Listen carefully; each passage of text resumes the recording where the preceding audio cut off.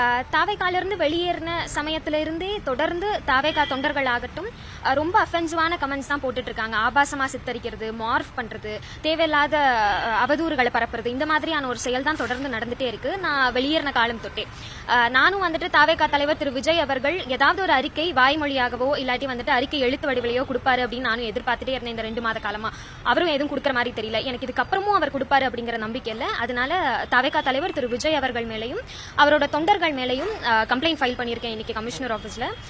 இளம் பெண்கள் அரசியலுக்கு வர்றது அப்படிங்கறது இப்பதான் அதிகமாயிட்டு இருக்கு. இப்படி இருக்கக்கூடிய ஒரு சூழல்ல அவங்கள பத்தி ஒரு ஆபாசமான கருத்துக்கள் பதிவு பண்ணும்போது அவங்களுக்கு எப்படி அரசியல் களத்துக்கு வரணும் அப்படின்னு தோணும்.